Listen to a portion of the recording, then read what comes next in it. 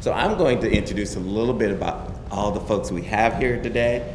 And I wanted to make sure I got all of the statistics right.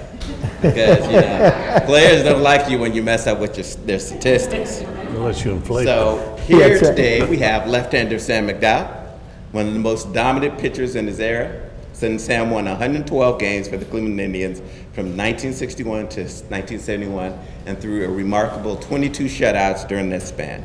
He struck out 2,453 batters during his 15-year career, averaging almost 9 per game.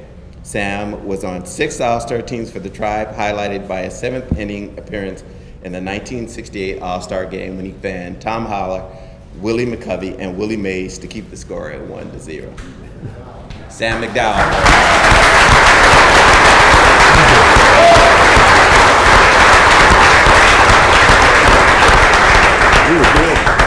Next, we have Charlie Nagy, who won 129 games for the Cleveland Indians from 1990 to 2002. One of the top All-American League pitchers of the 90s, he appeared on 3 All-Star teams, most notably in 1992 when he threw a 3-up, 3-down, 7th inning that was excellent. But the highlight for him is probably the leadoff single he got in the 8th inning of that game against our next panelist, Mr. Doug Jones, who gave it when he was on the mound for the Houston.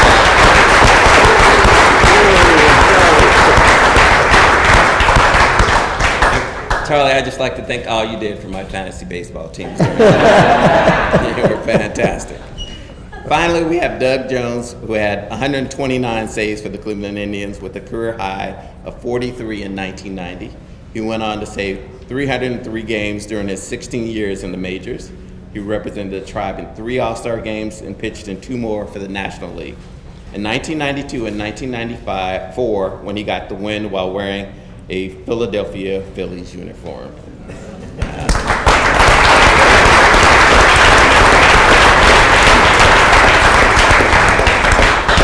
And finally, our panel will be moderated by Bob DiBiasio, better known as Bobby D, Vice President for Public Affairs for the Cleveland Indians. Bob is celebrating his 40th year with the Tribe, and we congratulate him on that remarkable. Thank you, sir. Thank you, sir. So thank you all for coming, and I'll turn it over to you, Bobby. Thank you, Felton. Hello, everybody. I want you to start thinking of some questions, so instead of me just bombarding the guys, we're going to open it up. And if you have a question while we're walking through it, Morris, I know you have lots of questions on baseball history. A guy I've leaned on a lot, Morris Eckhouse, is in the house here. Raise your hand. It doesn't have to be me talking. And then at the end, the Q&A if you have something. But I'm going to ask you to raise your hand for those of you who are old enough to say you've seen all 3 of these guys pitch. So most of the people in the room. That's very fun. That's very fun.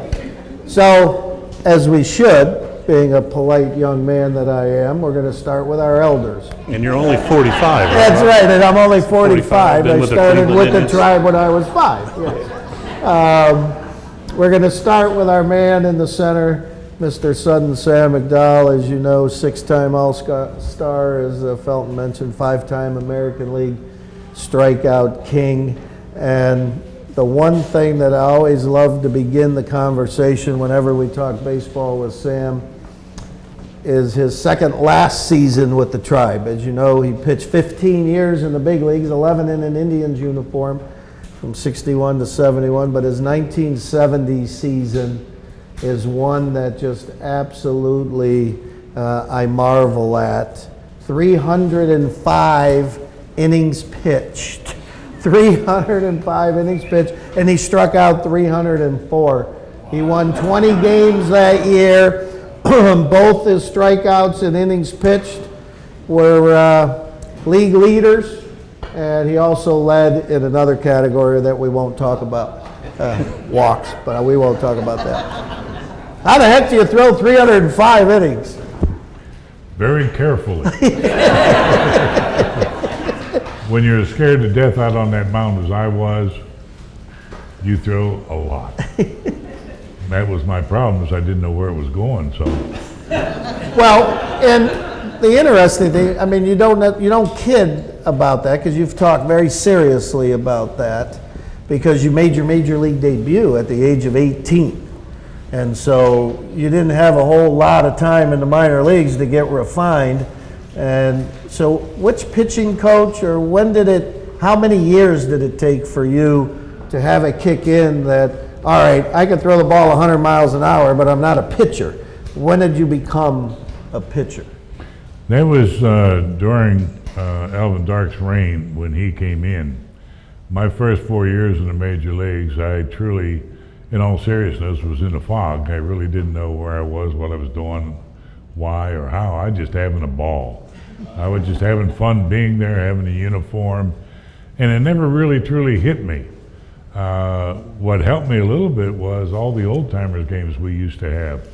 Coming back and seeing guys like Bob Feller and Luke Easter and Mike Garcia, and all them, then it starts to click, about the history. Because I never saw a professional baseball game in my life until I played it in D-ball. My dad worked at a steel mill, and we didn't have money to go watch a game or see it. And of course, there was no television, even though I'm just recently retired.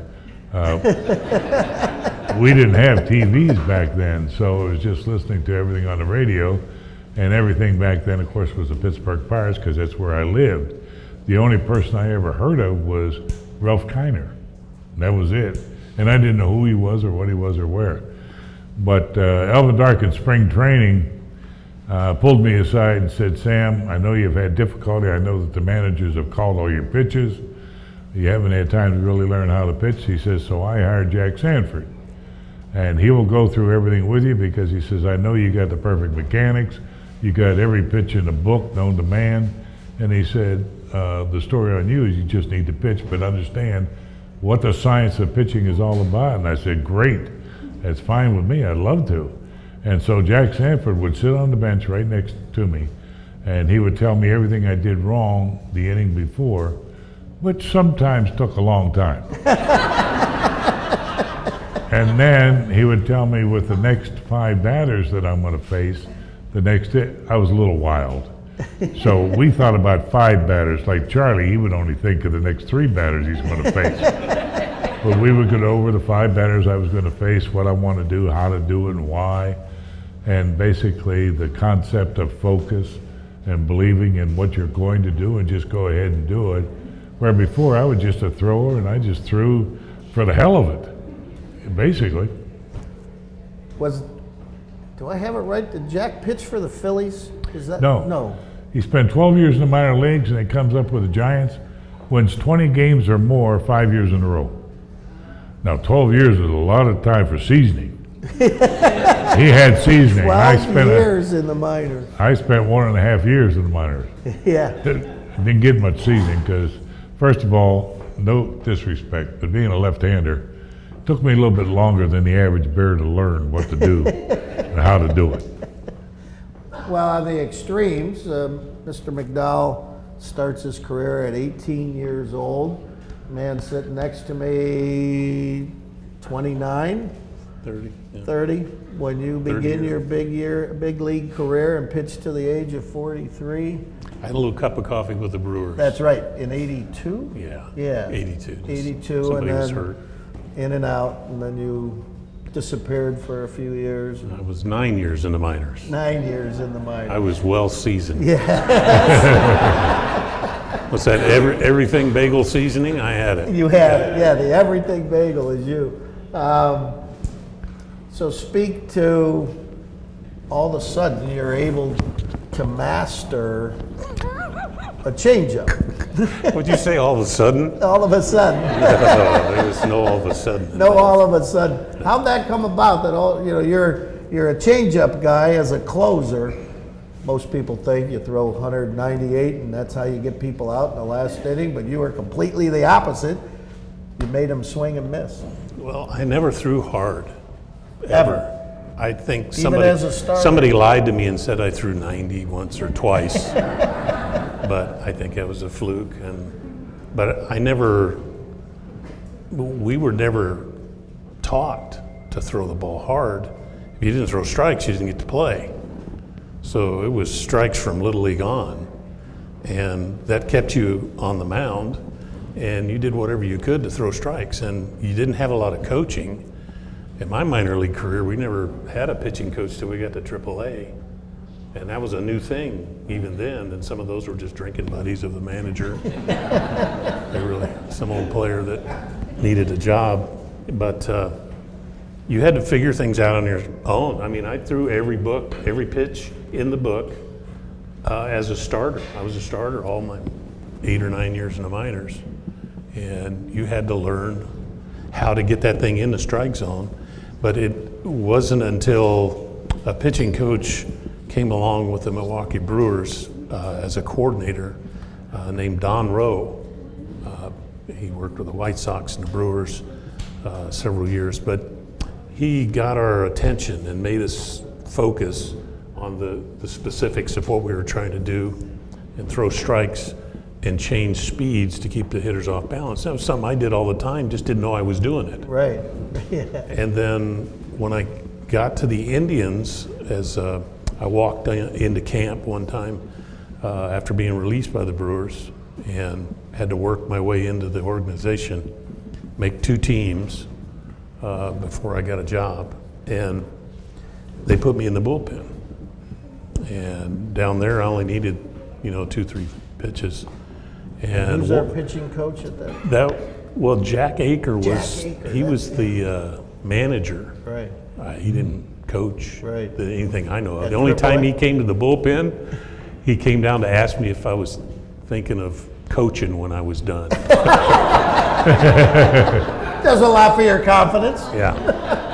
And the funny thing was, I had just discovered how to work this particular changeup. I'd tried them all. Right. And this one was working pretty well. And I said, I think I'm going to try this for a little while first before I decide to coach. Your hands are pretty big, though. Yeah, they're pretty big hands. Yeah. And this one, I started striking out 2-3 an inning sometimes pretty regularly. And he kept throwing me out there, and it worked. And I had to do this all over again the next year. And then by '86, I got called up in September. And Pat Corrales told me that I couldn't get anybody out with the crap that I had. Welcome to the big leagues. That was it. You proved him wrong. Yeah, sorry. Yeah, you proved him wrong. Chuck, you came a different path from college, University of Connecticut, #1 draft pick of the Cleveland Indians.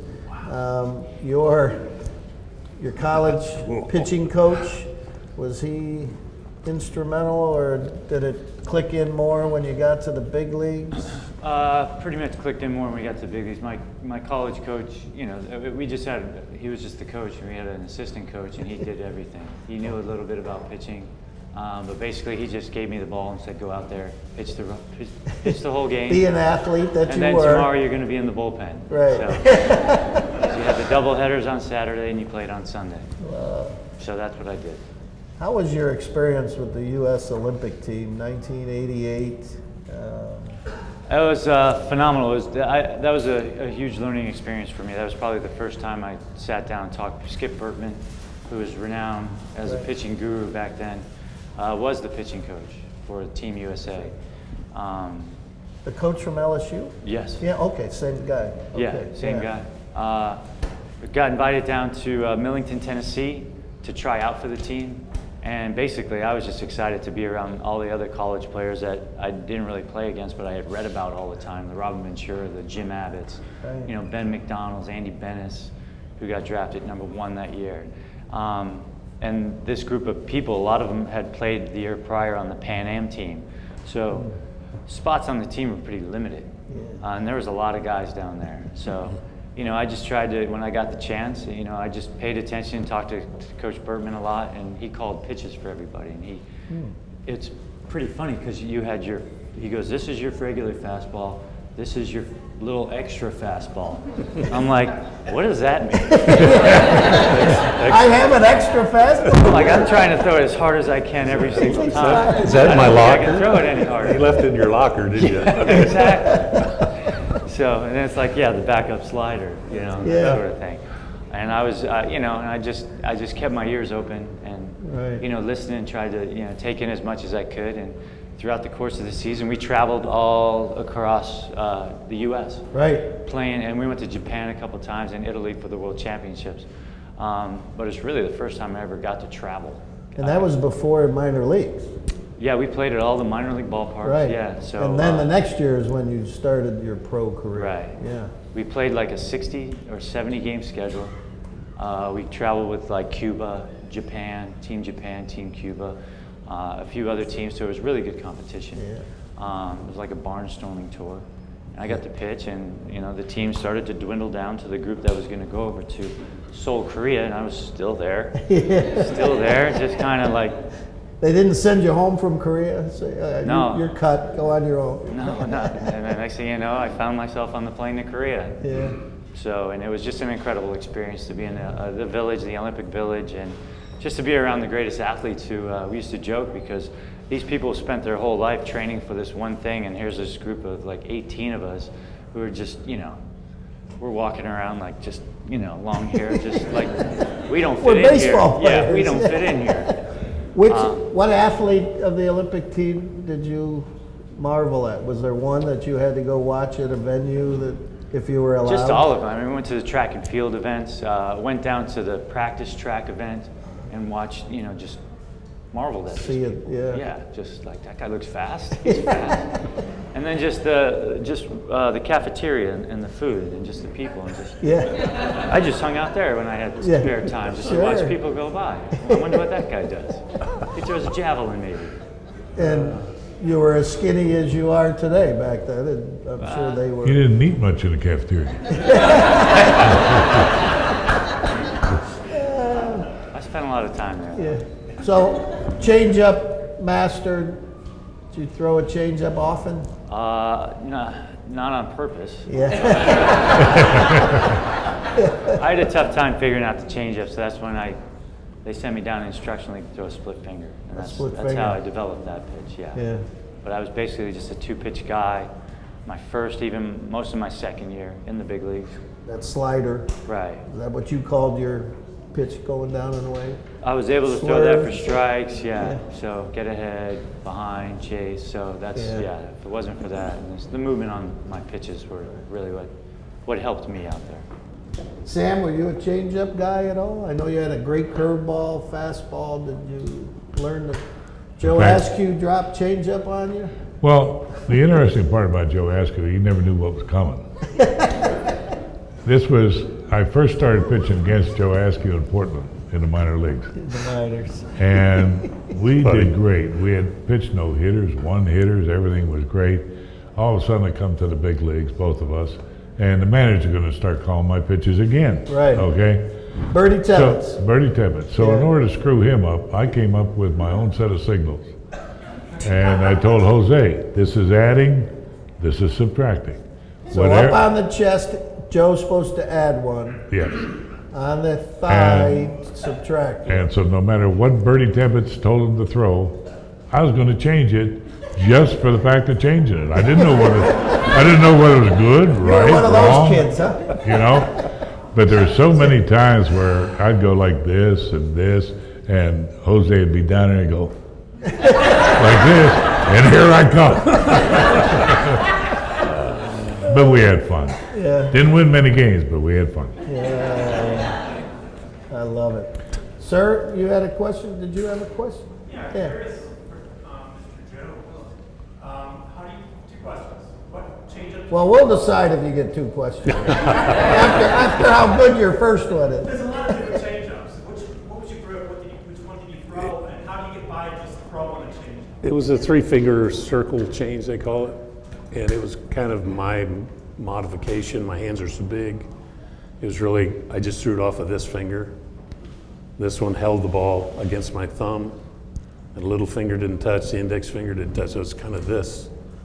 And I spun it inside, so I can make it act like a curveball from a lefty sometimes. So it's good movement, but it was I used more to of chart it change as a of speed. curveball. I used to chart it as a curveball. When I got called up, I had to Seriously? chart one of his games, and I'm charting, and that's a curveball. So I'm writing down curveball, and then I hand the chart in at the end of the game, and the pitching coach yells at me. He's like, "What is this?" I said, "What do you Who mean?" was the pitching coach? It was Wiley, Mark. Mark Wiley, yeah, Yeah. okay. He goes, "Doug Jones fastball changeup. That's all he throws. Get it right." Sorry, Chuck. Right?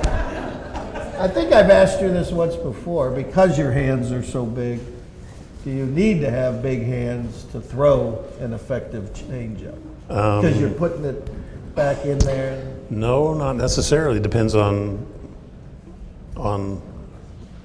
how you learn to throw it. I mean, there's 100 ways to skin that cat. Greg Maddux had one of the best changeups, and his hands were tiny. I mean, they were kid-like hands. I mean, he could barely get his hands around the ball. It was like throwing a softball if you looked at it.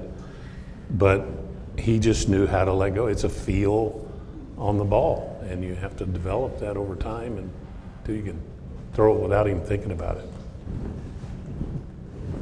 Got a question? Yeah, and I suppose this could be answered by any of you, but just a general question about how the game and pitching in the game has changed, because anyone. I don't think we have enough time. Anyone who watches the game on a consistent basis knows that as soon as a pitcher gets to 100 pitches, it's like a red flag goes up and they got to get him out of there. And obviously that wasn't, it wasn't that way, when you guys played. So I guess from your perspective, as players who pitched in a different era, do you think, kind of the 100 pitch milestone,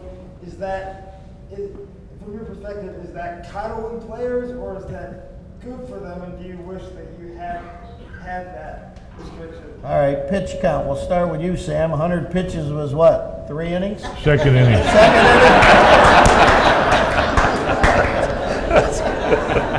That's how you get to 305. And think about it, if you throw 305 innings and you're striking out one, so you have to at least throw 3, but you probably had 20 an inning instead of 10. So 20 to 25 pitches. I threw times more than 10 to a 300 batter. innings. Yeah, pardon me? I threw more than 10 to a batter. Bobby knows this game. I threw 239 pitches in a 9-inning shutout. Figure that one out. I think you walked 11. Did you walk 11? I walked 13, struck out 18. You might not have heard. How many did you strike out? 18. Strikes out 18 and walks 13. And the only reason why I walked that many was a terrible umpire. Always. How long was that game? Wait, so we got to get from all How long three of was them that their game? thoughts About on. 3.5 hours. Because both these guys coach, so 100 pitch limit.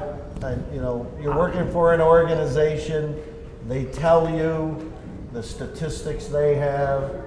Young pitchers throwing over a certain number of innings. The percentage chance that they have Tommy John surgery is really dramatic. So let's keep our young pitchers away from over pitching. We don't want them to have surgery. Your philosophy could be throw to build your arm up, but you have to listen to the organization, right? I think honestly, it's not about coddling. I think there's this large investment in these players, and they're trying to protect that investment and build some longevity into their career.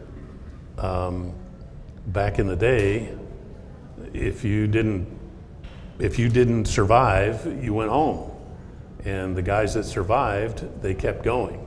And again, we didn't have coaches at every level lined up on the bench. It was a manager and usually just a hitting coach. In some places, it was just the manager. And he was turning in reports once a week on paper through a fax machine, maybe, if not just in the mail. So it's completely different. The information processing is different. and they're protecting these kids basically for the investment. I mean, look at the game today.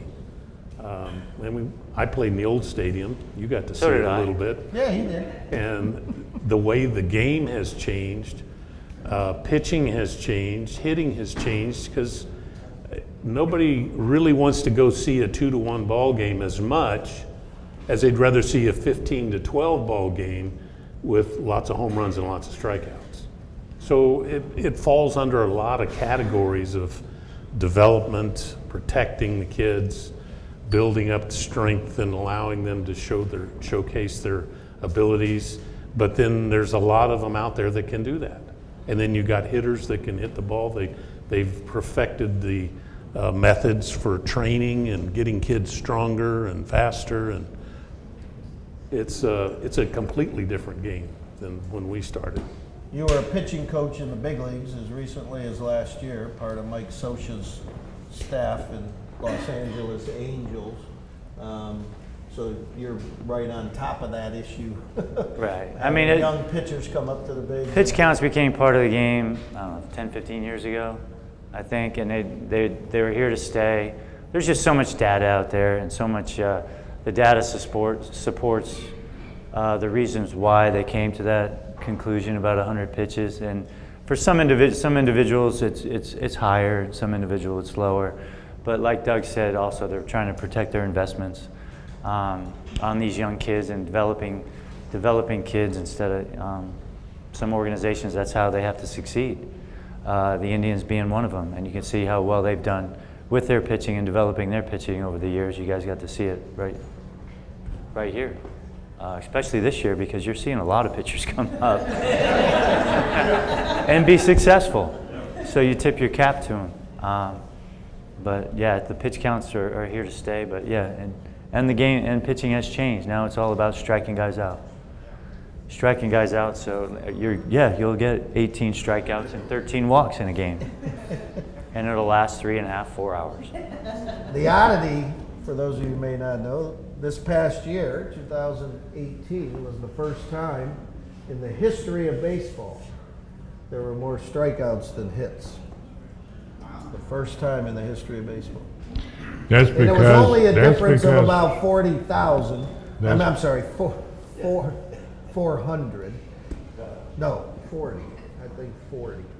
Get my numbers right. I'll figure it out in a second. But I think it was 400, you think, was the difference? I remember hearing that, Yeah. I heard right now the Major League Baseball is on a course to break, obviously, the single-season home run record Correct. by like 1,000. By 1,000. That's amazing. To break the home run record by 1,000 already. The strength of these guys. Before we move on to some questions out there, we need to get to your getting a hit off him before we in the All-Star game. Doug loves talking Doug about loves. this. That's his favorite topic to talk about. So, top of the 8th, American League is beating up on the National League. Doug's pitching Houston Astros All-Star that year, 1991. 92. San Diego. 92. We're in San Diego. Get it straight. Yeah, I'm sorry. You're pitching the top of the 8th, 1, 2, 3. Come into the dugout. Manager Tom Kelly says what? Says, hey, you grab a bat, you're gonna hit. I'm like, what?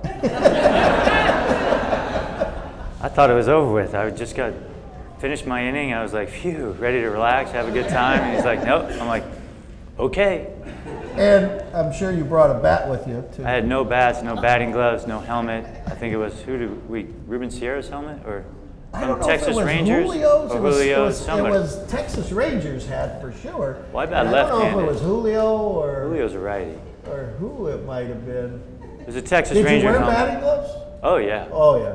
Oh yeah. You didn't go old school. And I didn't go old school. I went batting gloves. Yeah, I did the whole thing. If Yeah. I'm gonna hit, I'm gonna hit. And went up there and you don't know who's bat though. You can't remember. Who. I can't remember whose bat Yeah. or even where in the order I was. He just said, go up and hit. Okay. I'm an athlete. I can go do this. Sure.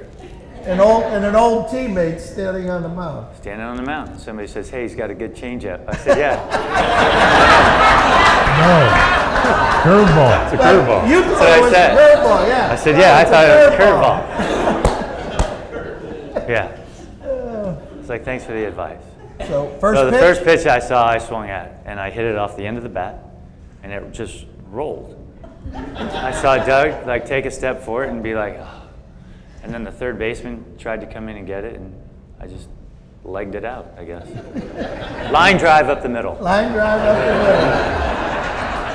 middle. Up the middle of that little 12-foot box right there. All I could picture in his head, because I would have been saying the same thing, would be like, "Are you kidding me?" You scored, though, didn't you? What's that? You scored that inning. And then I scored. Yeah, I went from first to third, and then scored. And I was Sorry. backing up third base, and I ran all the way over to the fence to back up third, and there was a kid there with a big bag of popcorn, and I said, "Hey, kid, take my glove, give me the popcorn, you go out there and finish this inning." This ain't looking good for me. That was a rough All one. right, we'll go around the horn. Your first All-Star game, when you walk into the clubhouse, we'll start with you, Charlie. What player on your team was the guy that you had to shake hands with? Cal Ripken. Cal Ripken for you? Yeah. Yeah, Don Mattingly. yeah. Don Malley made an error when you were... He's a turd. I hit it right to him, and right to his legs. Ground ball right to him. They took you out Yeah, of it the took game. me out of the game. I don't know how he made the clean. How did he make that club? Sam, how about you? Mickey Mantle. Mickey was the one you wanted to meet. Yeah. Yeah. Just spend some time with him, or just a nice... Not really. I didn't get a chance. Although I did spend a lot of time with him, different occasions when he was with the Yankees and I was with the Indians, especially on days off. It wound up where, for some reason, we always had a day off in one of the cities where they were there or over here when they were here. Huh. And so I'd be going out to dinner somewhere and run right into him and Yogi and Yeah. Mickey and Roger and the gang. So the rest of the game went back to the hotel like normal people. Me and Mickey stayed on to discuss strategy. Long into the night. Yes, long into the... Well, who were some of the incredible names in the history of baseball when you first came into the Indians? Were there any old-time Hall of Famers that were at spring training? Do you remember? Yeah, we had Larry Doby, who was there in spring training as an extra hitting coach.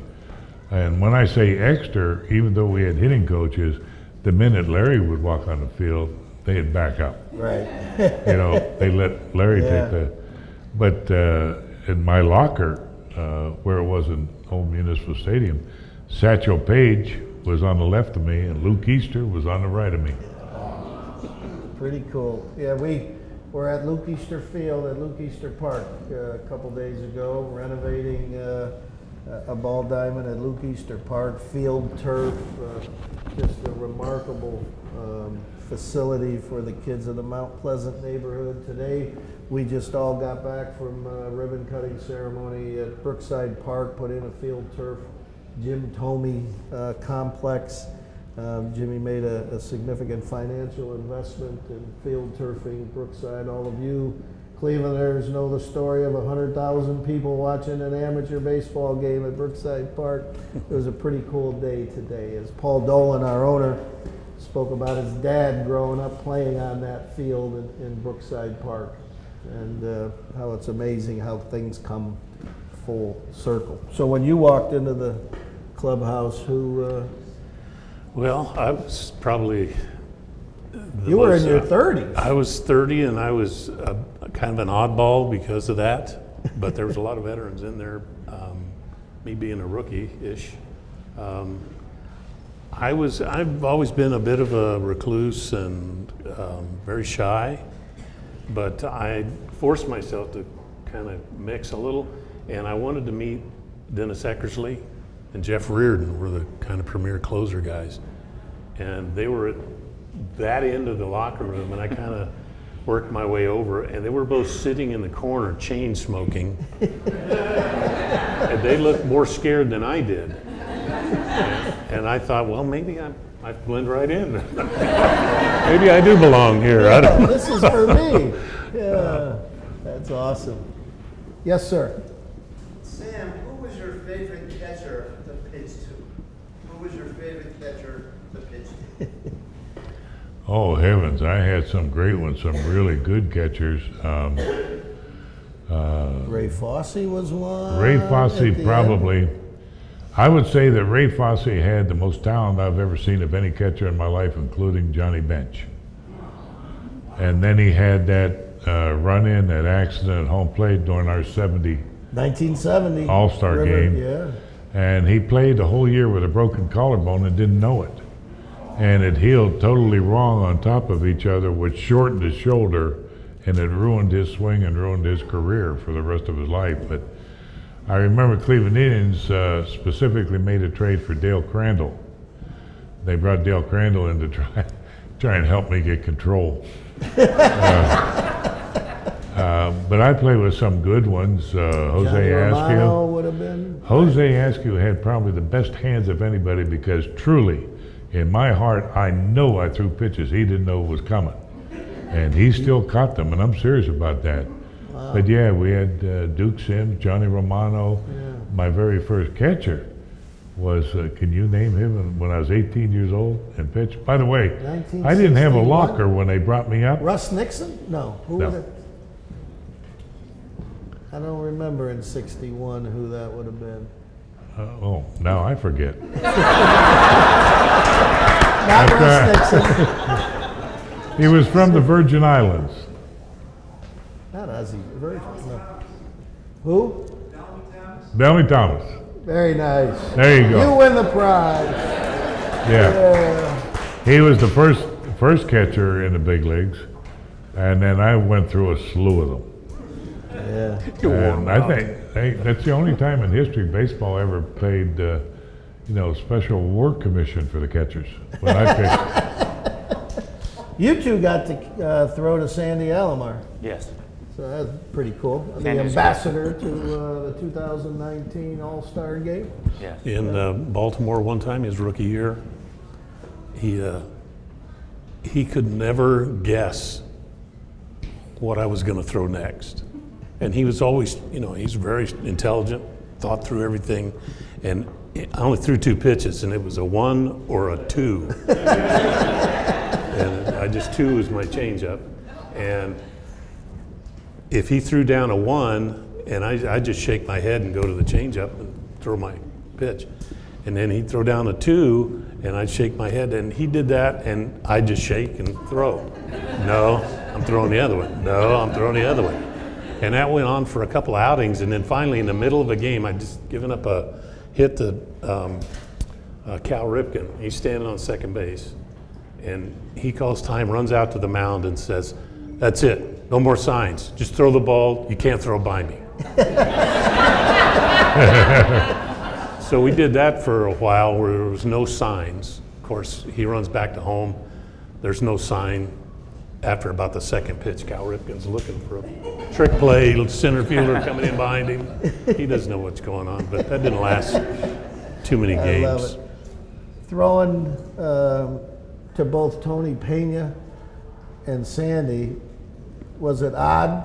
All of a sudden you have an unconventional catcher who puts his leg out, and did that, or is your mind right on the mitt? Sandy's such a big target, and Tony's not. Yeah. He makes himself small back there, but it was good. I mean, Sandy was great. Sandy knew me better than I knew myself.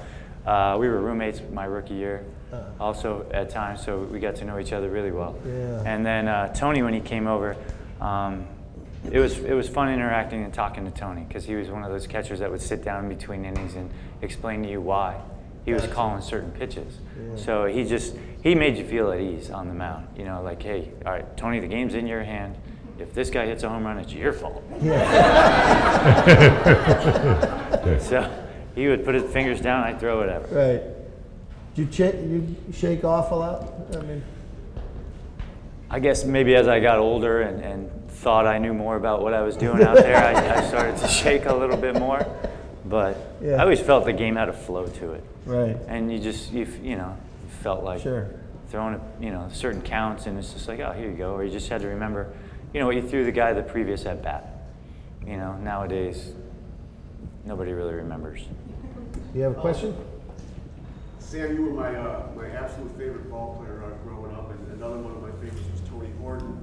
And I don't mean to put too serious a spin on this thing, but knowing what you learned about sports psychology in your later years, what do you think you might have been able to tell Tony in like 1968 or 1969 to get him over his issues and maybe extend his career at that time? You know, what you learned in the later years, and what you might have been able to tell him. Well, there's no way that I could really answer that, to be honest with you. And the reason for that was I really never got to know Tony that well. Tony was kind of an introvert and kind of a loner. And he didn't mingle with the rest of the team that much. And we didn't know and understand what was going on with Tony. In fact, what's interesting was apparently I was his favorite player on the team because I came in on a Sunday morning to pitch a game in the afternoon. And you may remember this was the Sunday that they got the air marshals to fly with him to fly him home, to put him in the hospital. But when I pitched, I didn't want to talk to anybody. I didn't want anybody around me. I don't say this jokingly, but for me to memorize what I wanted to do with each hitter, what their strong points were, their weak points are, what I thought I wanted to do, and so on, it was difficult for me, so I wanted to concentrate on it. I didn't want any of the other bullshit that goes on in the clubhouse. Like PR guys bugging you? Yeah, like that too. Yeah. Understandable. In fact, you may remember, I never would allow an interview the day I was pitching, never before the game. Right. In any event, he stayed with me. I used to go down on the bench and watch batting practice of the visiting team, just to watch them, see who was hitting and what have you, the best. And we used to get the reports as to who was hot. We didn't care about the batting average. It's who was hot the last 2 weeks, so that's who you were careful with, extra careful with when you're pitching. So I would go down on the dugout. He came down and sat next to me, and he's in his underwear. And after I was there for a while, he would talk to me and what have you, and I kind of felt sorry for the guy, so I talked to him when I normally don't do that. Then I go up into the clubhouse and I go through my ritual. I used to always use a weighted a shot put that I would use to exercise with when I'm pitching that day, because I couldn't do it out on the field like I normally would do the other days. So I was up doing my workout, and he's right with me doing his workout, and I didn't even know he had a workout then, and he's still in his underwear. Then finally I went back to Alvin Dark and I said, Alvin, I got to pitch today. I said, can you have somebody else sit with Tony and talk to him? And he said, yeah. He brought him in well, that's when they had the air marshals there, and they were able to take him, put him on a plane, and send him home. But I loved the guy. He was a good guy. He was a great guy. And in fact, I got to see him probably about 8 years later when we were out playing the Angels. He came to a game, and we went out to dinner afterwards, and it was just great. Just a great guy. But he was done with baseball. I mean, he was, you know, when he left baseball, he was just not going to return. And as it turns out, Right. there's no way it seemed like he was ever going to return the game. well, there was experts that worked with him to help him and everything, and I don't want to get into that. You know, he was just a good guy. I loved him as a good guy, and that was it. Sam, you were in Detroit when Reggie hit the light tower, right? Weren't you in that? No. No, you weren't in that not that All-Star one. game? I thought you No, were. I was picked for it, but I had a sore arm. Oh, okay, so it was a year you didn't pitch, but you Yeah. didn't even go. I knew it was a game you didn't pitch in, so you were injured at that time. Mr. Phillies, you had your hand up, were you at? Although one I of was the- at Yankee Stadium when Mickey hit the light towers. Mickey? Remember the light tower shot? Yeah. Off of you? No, No. Louis Tion. Off of Louis? Off of Louis Tion. And it was kind of funny because you know Gary Bell. Right. Munchie, we used to joke around. Right. Louis Tion gives up a home run to him, 500 and some feet. I don't know what the distance was. Anyhow, as he's walking off the field, he gets about 10 steps from the dugout, And Gary says, "How did you hold that ball? Two-seam or four-seam?" Only Gary Bell can say something like that. Yes, sir. Mike Jersey, I grew up here. Ah, beautiful. Probably, like a lot of guys in the CF and on transistor radio, so just two questions. Maybe happened more than once, but Sam was pulled from the mound by Alvin Gard and sent to the outfield so he could bring another pitcher, and Alvin and Sam went back to the mound. I'd like to hear how that went down. And just a second quick question, who was the most... Well, you're not allowed to have two questions. Bobby said he would decide. Well, first, we gotta talk about you being taken out because a certain batter, Alvin Yeah. thought you could never First get of out. all, I But went- you go play second base. That's the fun Yeah. one. Yeah. He didn't put me in right field, although that's where he said he was going to. Frank Howard owned me. No matter what I threw to him, he'd hit out. I even threw pitches I didn't have at him, and he hit them out.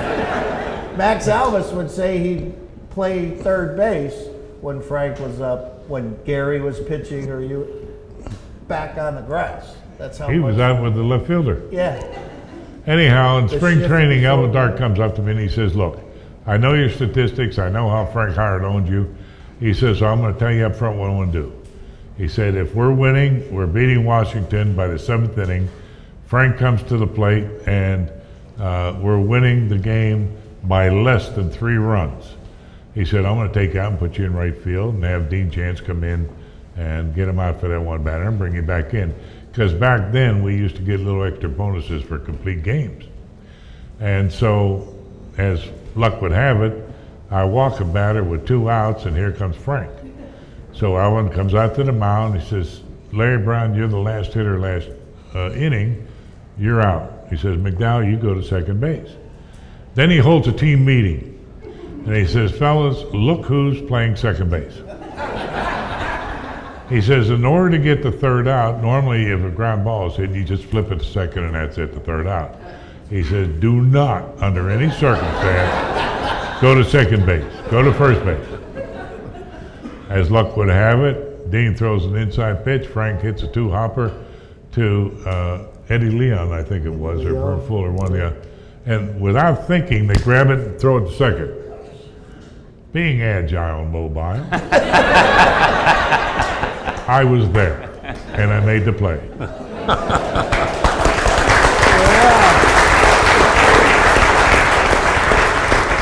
A 1,000 field goal percentage for your career. Yes, sir. Question for you, Sam. You had 2,400 strikeouts and made 5 All-Star teams with the Cleveland Indians and throughout your career. If the Cleveland Indians had better teams, do you think you would have made that first round of Hall of Fame? Well, yeah, if they had a lot better teams, we would have made the Hall of Fame, yeah. It's all been in the Hall of Fame now. Yeah.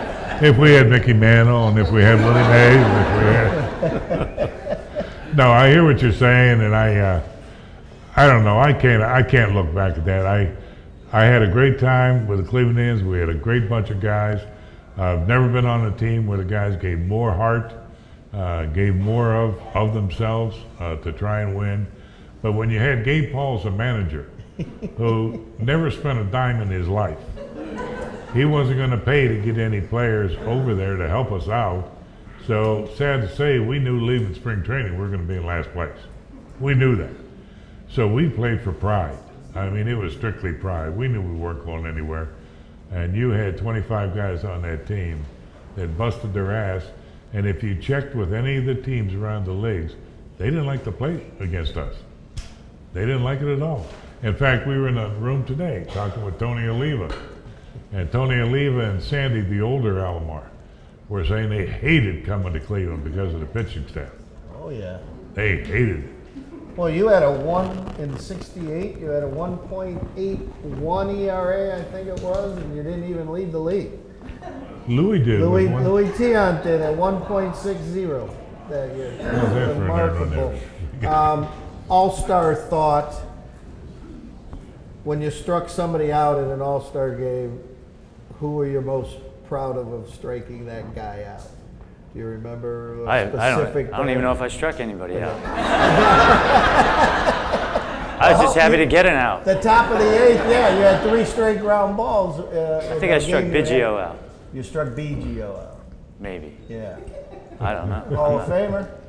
Biggio is? Yeah. Yeah. So you struck out a Hall of Famer. There you go. Okay. McCovey, Mays, Clemente, you struck all that. Which one was? In the one game. Johnny it's- Bench, you struck him out twice in that game in '70. Yeah. Yeah. And, I got to tell you a story about that, but what made me so proud was in that 70 game, I struck out 8 consecutive batters. Willie Mays, McCovey, Tony Perez, Johnny Bench was. Johnny it? Yeah. Bench, the little Lou, Jesus Alou, Matty Alou. Matty Alou. Matty It Alou. was Matty Alou. Yeah. I said McCovey. Yeah. I forget the other 2. But I was so thrilled at that, and I was also so surprised at that. But I do have to tell you a story about Johnny Bench. Yeah. I struck him out twice in the All-Star game that year. Yes, you Okay, said. and I struck him out both times with a changeup. I led with my fastball 3 or 4. Well, I always throw extra to help the batter out. But I threw a bunch of fastballs at him and then threw changeups to strike him out, right? So I get traded to the Giants. Now I go into Cincinnati and I'm pitching against Johnny. The first time up, I throw a slider in the dirt and he hits it in the dirt to our third baseman. We get him out. The second time he comes up, I throw him fastball, slider, curveball, and he bounces it to somebody. The third time up, I threw fastball. I threw a changeup. He Has hit it it come in down yet? he hit it in the upper deck, almost out of the stadium completely. He waited for that changeup that whole game. Get back at you. That's not fair. That's not fair. How about you, Doug? Strike out somebody that you're like, oh, that's fun. My last All-Star game in '94, I came in. I wasn't supposed to be in the game.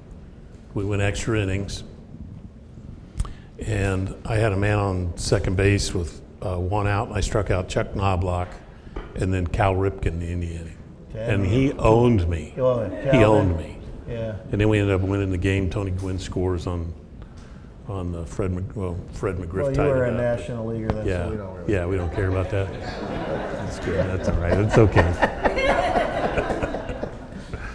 Yes, sir.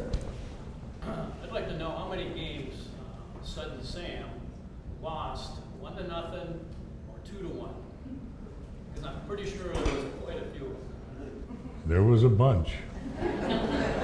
We went in one weekend. We went into Oakland, and this is when we had Louis Tiant, myself, Sonny Sievert, and Steve Hargan. Yeah. We went in to play against the Oakland Athletics. Our pitching staff, for the 4 games, Sunday doubleheaders back then, we gave up a total of 3 runs for all 4 games. We left the stadium with 1 win and 3 losses. Wow. That's crazy. Yes, sir. Question for Doug. I just learned a couple weeks ago that there's a guy in the Hall of Fame that has fewer saves than you. Bruce Sutter, big name. And I'm curious what your thoughts are about recognition for the job that you did here. What the hell's that all about? I don't know. That's your job. That's it, my job. Bad PR. guy. Yeah, bad PR I guy. couldn't go along with it. I hate the PR. You Let's not know, put it to a vote here. I never had the opportunity to play for teams that he played for. And I think that has a lot to do with it, helping your team into playoffs, championships, things of that nature. Get you a few more votes. I got 1 vote, by the way. I got 1. I got to find that guy. Yeah, you got to. Take him out to dinner somewhere. Which writer that might have been? Come on. that Young was your lady dad, in the wasn't it? back? Yeah. I have a question for all these guys. Is there one at-bat or one pitch or what's a memorable moment that you had that really stands out and you're playing your mind over and over? What's the sort of the defining one? The one. Chuck? Mine are usually bad ones. Like Well, the- that's normal for great athletes. Is I you guess. don't remember the good stuff. You always remember the one that you want back, and right? Yeah, like That's the one it. I helped Piazza win the MVP in the '96 All-Star game. That one I'd like to have back. That ball was hit pretty good. That ball was hit Mike pretty Piazza homer off Chuck in an All-Star game. good. Yeah, You want that pitch back? I'd love that pitch. Sam, remember one? I would say the first All-Star game in which I got the loss. When the catcher was Freehand for Detroit. Right. And I wanted to throw a fastball, and he wanted me to throw a curve. And as I said, I know this sounds strange, but I didn't have that good a control. And I threw a curveball, and I hung the son of a gun right up here. And that's the ball that they hit that cost me the game. Lost the game on that one. It's not that the rest of the team lost. Sam McDowell lost. How about you? The stretch of saves, you had some nice Yeah. 20 straight saves and all those sorts of Yeah, I things. had a lot of those. Yeah. I think the one that sticks out to me though is that I threw in Kansas City, against Kansas City, I threw a 9-pitch, 9-strike, 3-strikeout inning. That was pretty cool. I didn't really The immaculate innings. I didn't even know it happened actually. I mean, it wasn't a thing I was going, wow, that was only 9 pitches. Until somebody told me after the game. And then it dawned on me, wow, that was pretty cool. Hey, you're right. I can't conceive of that. 96 idea. times. That's 9 pitches. I've 3 had- to each guy. I've had several 3 and 4 pitch innings. Right, yeah. 1 pitch, home run, lose the I game. got You've several. had a couple of I've those. had a couple of 1-pitch Yeah, saves. that's not Those fun. were fun. That's not fun. Yes, sir. So Charlie, of course, you were part of the great 90s teams that we had. Yes. But I'm sure beginning of the 90s, as I recall, teams. We lost a lot of games too. So was there like a light bulb moment when the team said, gosh, this is a big turnaround here? Just throughout those early '90s, we As did. soon as I left, right? Yeah. Yeah.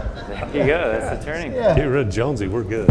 Because they tried to make you a starter too. They I did. remember that. I did well, too, Yeah, you did. I know. I had to chart you. I know. You threw a All curveball. those curveballs. Yeah. We knew we had a talented group in the early '90s, even though we were losing, but we were all kind of losing together and growing together with Albert, and we got Kenny. The big trade in the '90s, getting Sandy and Baerga.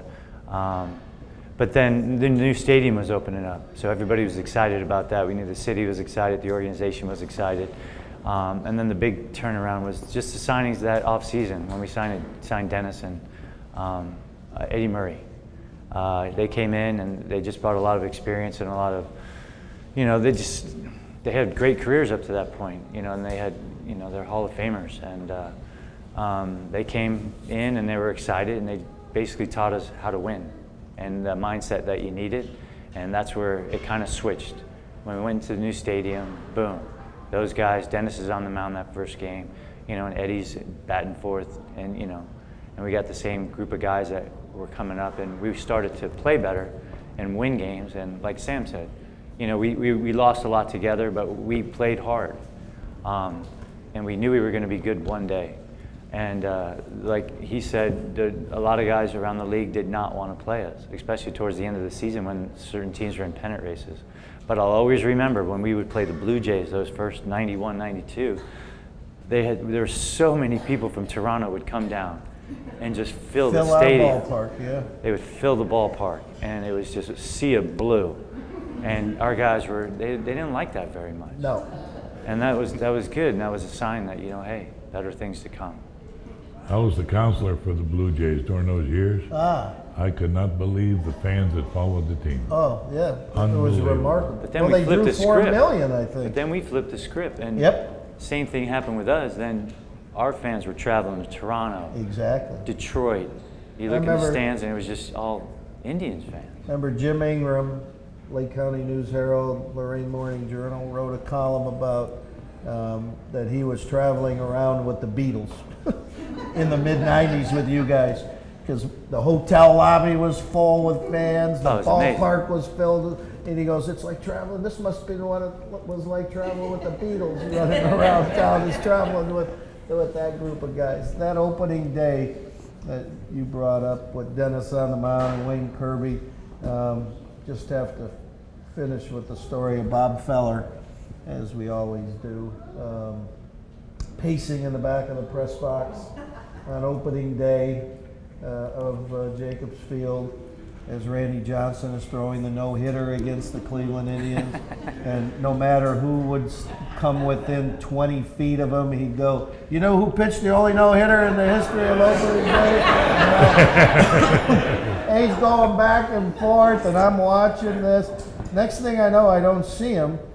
And between the press box where the scribes are and the TV and radio, there's glass windows. And I look over, and Chris Berman, and now I can't think of who was the other guy at ESPN, but they were in town to do the national game to show off our new ballpark to the country. And I look, and Bob Feller's standing next to Chris Berman while the game's going on.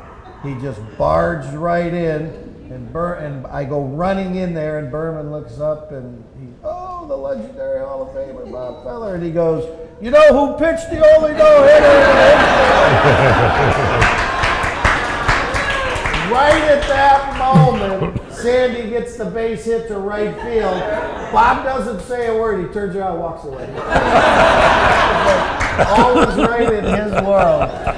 Still being the only man to pitch a no-hitter on opening day. Hope you all enjoy this All-Star Week. We have tonight the Home Run Derby and All-Star game tomorrow with our 4 All-Stars of the Cleveland Indians, so that's going to be very cool. Round of applause, Charlie Nagy.